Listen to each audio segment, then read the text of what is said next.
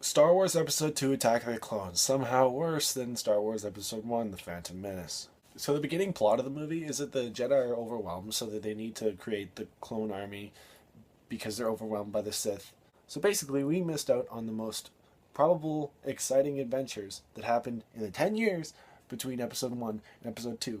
And instead, we got another one about sitting and talking, and then, like, stupid romance. We're seeing the wrong movies. The Clone Wars are much more exciting than this. The Jedi being superheroes is worse than this one. Hayden Christensen. Why do I get the feeling that you're going to be the death of me? Stupid line. It's a stupid line. I hate it. Anakin is a straight up stalker in this movie. A straight up stalker. Why send Anakin on a trip with Padme to protect her? That's not a good idea. In what universe is that going to be a good idea where he's going to do his Jedi duties? Obviously, terrible romantic chemistry. Even more time on Coruscant! I actually couldn't believe how bad these animated characters look. They look so bad! That's probably the biggest issue with the movie, is that it's not live action. Can you call it live action? Because the only live action things are in there are the three main actors. And there's no actual heart or humanity going on there. So just make it a fucking animated movie and it would look better, feel better, be better. This is a little issue that I had.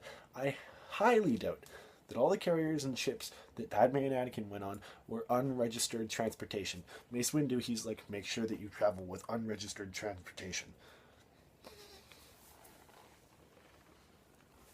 It's going much faster than my other review. I'm fast. I'm speedy. Ewan McGregor acts opposite nothing this entire movie. I can't blame him for his performance because he acts opposite nothing. There's a scene where Obi-Wan is in the Jedi Temple and Yoda's teaching a bunch of younglings, and then one youngling is like, because someone erased the archive memory. And Obi-Wan's like, oh, Obi-Wan didn't think of that? He had to go to the child to think of that? Padme's no longer the queen. Why? But she's still really targeted. Why? And she's still a really important politician. Why? The design of Kamino sucks. I hate that planet. I hate all the planets in the prequels. Just even from a basic lighting standpoint, Kamino sucks. I don't mind the idea of a movie devoted to romance, but the execution of the romance is just the worst. Master Sifo-Dyas orders the construction of the clone army, and he was killed 10 years ago, and the Kamino folk don't know about that possible mystery. Said that he was the leader of the Jedi Council. He wasn't on the Jedi Council. Mystery or plot hole? I don't like sand. It's rough and coarse, irritating, and it gets everywhere. At least Padme is a decently strong female character. I actually don't mind the character of Padme. She's pretty cool. She's my favorite character in the prequels. But she's still terribly written because a smart politician like her asks Anakin, aggressive negotiations, what's that? Honestly, the shockwaves are pretty sweet in the ship chase between Jango Fett and Obi-Wan. Those shockwaves are pretty sweet. There's multiple death scenes in the movie which are just brutally executed. In the very beginning, the Queen of Naboo, she goes like... And then Anakin's mother, later in the movie, she's like, I love you, Anakin.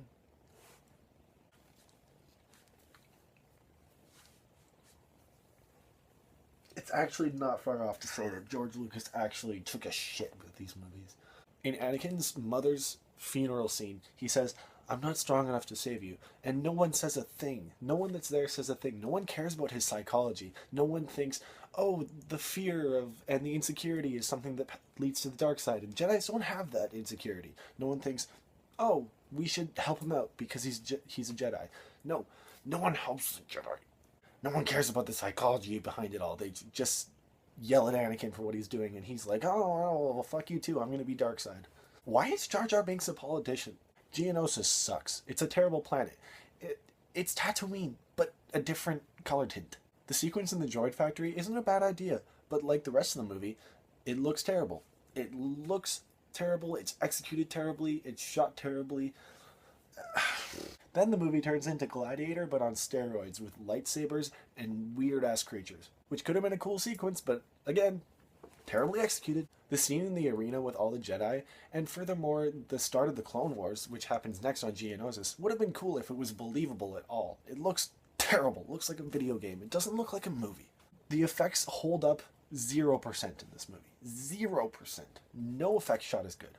As usual, the droid Decas in the movie are the only credible threat ever. Continuing the Fett legacy, Jango Fett dies in a stupid way.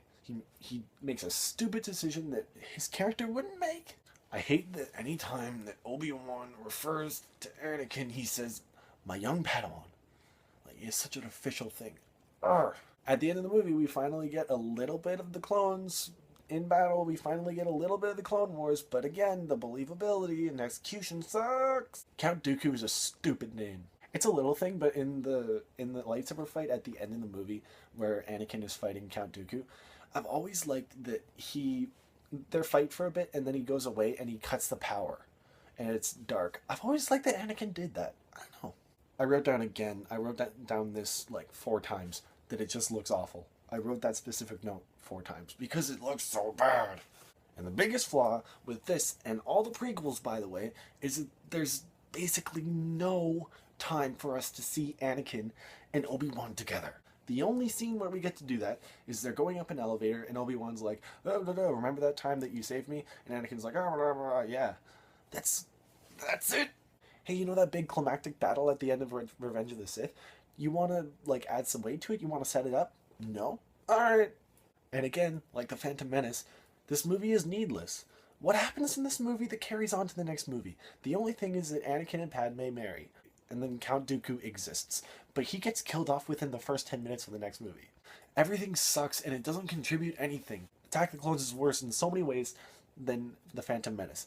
At least in the Phantom Menace, we get the pod racing and Darth Maul. In this movie, literally the only thing that I wrote down that I liked was the shockwaves. That was the one thing. God! Star Wars Episode 2. Holy shit, the Phantom Menace wasn't an accident. I mean, Star Wars Episode 2, Attack of the Clones gets a fucking 2 out of 10. I only give 1 out of 10s to movies that I wish didn't exist for any reason. And that's the reason why it gets 2. I'm not giving it a 1 because I am not that heartless. I'm almost done watching the prequels, and that's nice. I'm of the camp that believes that you have to watch the prequels when watching the Star Wars series. There's people that believe that you just watch the originals because they're the only good ones, in fairness. But I believe that you need to watch the prequels, partly to enjoy the originals more, because the prequels fucking suck, but also because there is some story stuff in there. And sometimes it's nice to imagine if the prequels are actually good. Sometimes I do my own little dramaturgy as I watch the movie. Anyway, like, subscribe, and holy shit, I wish that The Force Awakens is going to be better than Attack of the Clones. I don't understand how it couldn't be, because Attack of the Clones is straight up shit.